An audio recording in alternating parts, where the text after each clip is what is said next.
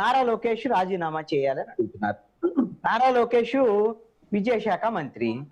మరి విద్యాశాఖ మంత్రి అయినప్పుడు డిఎస్సి అక్రమాల మీద వైఎస్ఆర్ కాంగ్రెస్ పార్టీ మాట్లాడుతుంటే అనేకమైనటువంటి ప్రశ్నలు లేవనెత్తారు.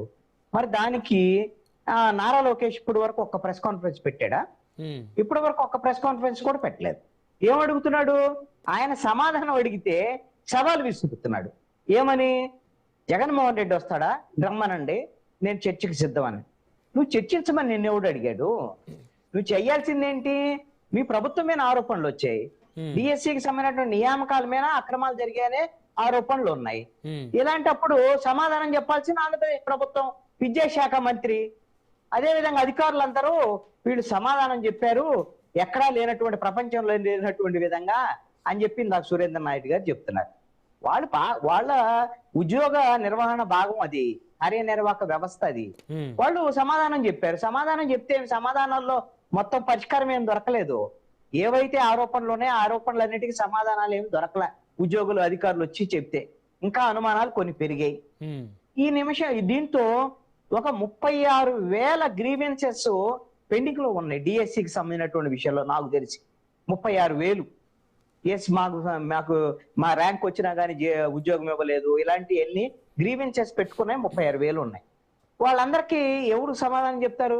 మీరు రమ్మనండి, ఒకళ్ళకొకళ్ళకి సమాధానం చెప్తాం, ఎవరైతే వాళ్ళని రమ్మనండి అనుమానం ఉంటే. ఎంతమందికి చెప్తారు మీరు అలాగా? మీరు వాళ్ళకి కాదు చెప్పాల్సింది, రాష్ట్ర ప్రజలకు సమాధానం చెప్పాలి. మేము డిఎస్సి వేసాము, డిఎస్సి నియామకాలు చేసాం అని చెప్తున్నారు. ఎవరు కాదన్నారు? మీరు ఆల్రెడీ నియామకాలు చేశారు, వాళ్ళు ఉద్యోగాలు కూడా చేస్తున్నారు. ఇప్పుడు వైఎస్ఆర్ కాంగ్రెస్ పార్టీ నిరసనలు తెలియజేస్తుంటే వాళ్ళకు పోటా పోటీగా డిఎస్సికి సంబంధించినటువంటి నియామకాలు అయినటువంటి వాళ్ళని ఈ రోజున ప్రభుత్వం రోడ్డు మీదకి తీసుకొచ్చింది. ఇప్పుడు వాళ్ళు ఏం చేస్తారు? వాళ్ళు ఉద్యోగాల్లో ఉన్నారు, వాళ్ళందరినీ పోటా పోటీగా మీరు వెళ్ళి నిరసన తెలియజేయండి అని ప్రభుత్వం చెప్తే చేకేం చేస్తారు వాళ్ళు? పాపం వాళ్ళు నిరసన చేయడానికి వచ్చారు. ఇప్పుడు వాళ్ళని ఎవరైనా ఉద్యోగాల్లో తీసేయమని ఎవరైనా చెప్పారా? ఉద్యోగాలు వాళ్ళు ఎవరైనా తీసేస్తున్నారా? ఎవరు తీసేయట్లేదు. ఎందుకు పోతే? ఒకవేళ ఉద్యోగం పోతే ఎప్పుడు పోయింది? నియామకాల్లో అక్రమాలు జరిగాయని తేలితే, ఈ నియామకాలు రద్దు అయితే అప్పుడు వాళ్ళ ఉద్యోగాలు పోతాయి. అప్పటి వరకు ఆల్రెడీ వాళ్ళకి నియామకం ఉంది, వాళ్ళు ఉద్యోగస్తులే.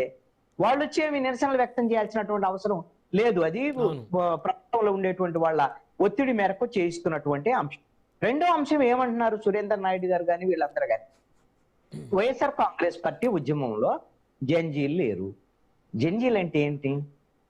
యువకులు. వాళ్ళేం తెలుగు వైఎస్ఆర్ కాంగ్రెస్ పార్టీలో ఉండేటువంటి యువకులు జంజీ కాదా?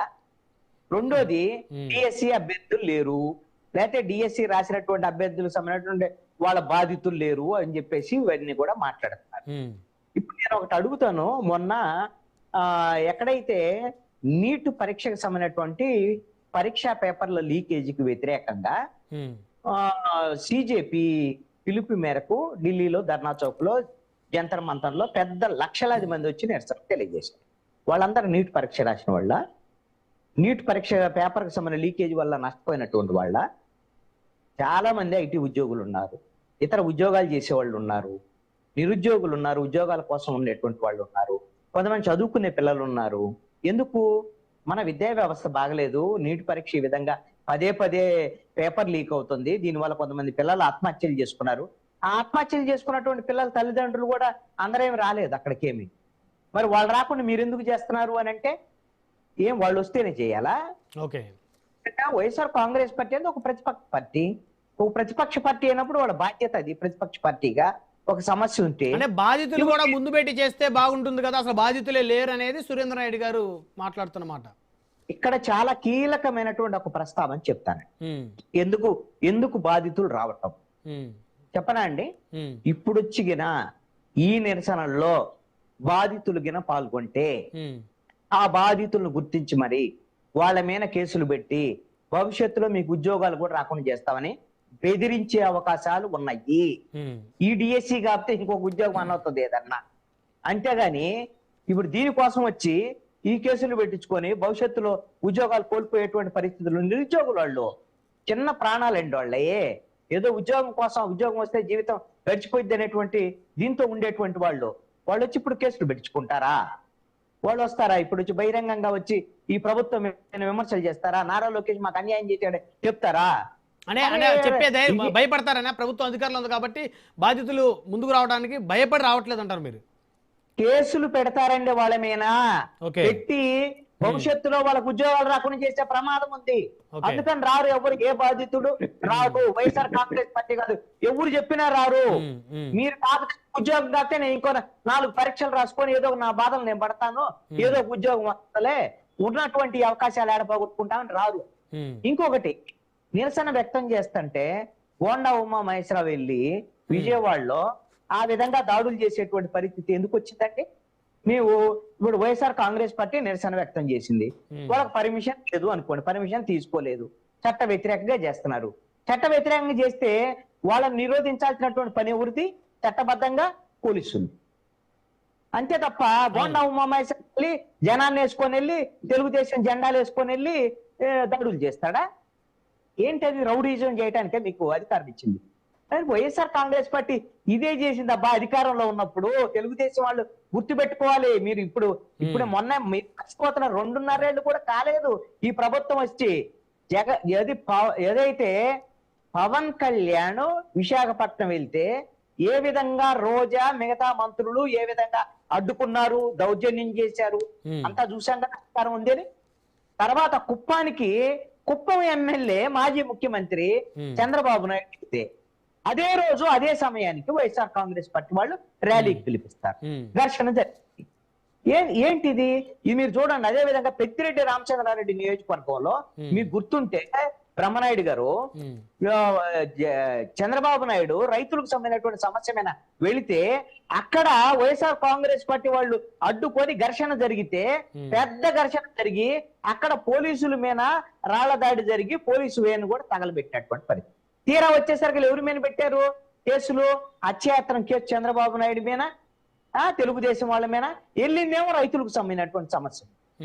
అంటే మనకు అధికారం ఉంటే ఎవడు కూడా ప్రతిపక్షం గాని ఎవ్వరు గాని ఇక ప్రజాస్వామ్యం అనేది ఉండకూడదు, ఎవడు మాట్లాడకూడదు అని వైఎస్ఆర్ కాంగ్రెస్ పార్టీ చేసింది. ఇలా ఇప్పుడు 2.5 ఏళ్ల తర్వాత అది ఇప్పుడు దాకా మొన్నటిదాకా ఏం చెప్పారు?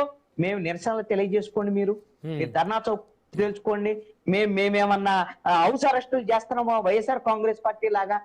మీరు హౌస్ అరెస్టులు చేయట్లేదు, మరి ధర్నా చౌక్ లోకి వచ్చి దాడి చేసేటువంటి దాన్ని ఏమనాలి? మీరు వైఎస్ఆర్ కాంగ్రెస్ పార్టీ పని మీరు కూడా చేస్తున్నారు కదా, మీకు ఎవడిచ్చాడు అధికారం? బోండా ఉమామహేశ్వరరావు ఏమన్నా పోలీసా? ఎమ్మెల్యే పని ఏంది? నువ్వు లాండ్ ఆర్డర్ ని కాపాడేటువంటి ప్రయత్నం చేయాలి. ఎమ్మెల్యే నియోజకవర్గం అది బోండా ఉమామహేశ్వరరావు నియోజకవర్గం. అతనే శాంతి భద్రతలకు విఘాతం కలిగించి తెలుగుదేశం జెండాలు వేసుకొని వెళ్ళి వాళ్ళ మీద దాడి చేసేటువంటి పరిస్థితి ఉంటే, ఇక అక్కడ లాండ్ ఆర్డర్ మొత్తం దెబ్బతినేటువంటి పరిస్థితి ఉంటే దానికి ఎవడు బాధ్యులు? ఎమ్మెల్యే కదా బాధ్యుడు. మరి ఎమ్మెల్యే మేము కేసు పెట్టారా? పెట్టలేదు కదా. అంటే మీకు అధికారం ఉంటే మేము ఏదైనా చేస్తాం. ఎలాగని అనుకోని వైఎస్ఆర్ కాంగ్రెస్ పార్టీ ఒక్క బొరలో పడ్డది. 175కు 175 అనుకోండి జగన్మోహన్ రెడ్డి. పనికిరావు మంత్రి నువ్వు, ప్రతిపక్ష నాయకుడు కూడా పనికిరావు 11 సీట్లు ఇచ్చారు. ఇది చూసిన తర్వాత కూడా మళ్ళీ బోండా ఉమామహేశ్వరరావు ఈ విధంగా ఉసుకొలిపి దాడి చేయిస్తే ఎవడు ఉసుకొలిపితే పోతాడు? తెలుగుదేశం వాళ్ళకి తెలియకుండా. ఎందుకంటే ఇప్పుడు పోయాడండి. ఎందుకు పోయాడు బోండా ఉమామహేశ్వరరావు? మొన్నటి దాకా బోండా ఉమామహేశ్వరరావు అంబటి రాంబాబుతో తిరుగుతున్నాడు, ఆడితో తిరుగుతున్నాడు, వీళ్ళతో తిరుగుతున్నాడు అని ఆయన మీద అదన్నారు ఇదన్నారు పిలిచారు. ఇప్పుడు ఏం చేశారు? ఆయన ఇస్తామని చెప్పారు. ఇచ్చిన తర్వాత అన్న తర్వాత ఇప్పుడు ఏం చేస్తున్నాడు? మా నాయకుడు, మా చంద్రబాబు నాయుడు, మా లోకేష్ పవన్ అంటారా అని ఇప్పుడు ఆయన గుడ్డలు చించుకుంటున్నాడు. నువ్వు వెళ్ళి దాడి చేసి అప్రజాస్వామికం చేసిన తర్వాత ఇప్పుడు చంద్రబాబు నాయుడు ఏమో తప్పన్నాడా? ఎలా ఎమ్మెల్యే నువ్వు ఎలా వెళ్తావయ్యా? అలా ఆ విధంగా పోలీసులు చూసుకోవాలా పని అని చెప్పాడా? హోంమంత్రి ఏమని చెప్పింది అలాగా? మరి వాళ్ళు ప్రోత్సహిస్తున్నారు, వాళ్ళు ఏం చేస్తున్నారు అని అనాలి. ఆ రోజున జగన్మోహన్ రెడ్డి కూడా ఇలానే ప్రోత్సహించాడు. నేను చాలా ఉదాహరణలు ఉన్నాయి మీకు. వైఎస్ఆర్ కాంగ్రెస్ పార్టీ వాళ్ళు తెలుగుదేశం వాళ్ళ యొక్క సభల దగ్గరకు వచ్చి గొడవలు చేసినటువంటి, నారా లోకేష్ యువగాళం పాదయాత్రలో గొడవలు చేసినటువంటి సందర్భం లేదండి. జెండాలు వేసుకొని వచ్చి వైఎస్ఆర్ కాంగ్రెస్ పార్టీ వాళ్ళు. మరి ఈ రోజున తెలుగుదేశం వాళ్ళు కూడా జెండాలు వేసుకొని వచ్చి గొడవ చేస్తున్నారు. ఏంటి వాళ్ళకి తేడా? మరి చంద్రబాబు నాయుడు చెప్పకపోతే నారా లోకేష్ చెబితే ఎందుకు పోతాడు బోండా ఉమామహేశ్వరరావు? పోయిన తర్వాత తప్పని చెప్పారా? చెప్పలేదు, ప్రోత్సహిస్తున్నారు. వన్ బై వన్ మాట్లాడదాం. చెప్పండి సురేంద్ర నాయుడు గారు. ఇప్పుడు పెద్దలు కృష్ణాంజనేయులు గారు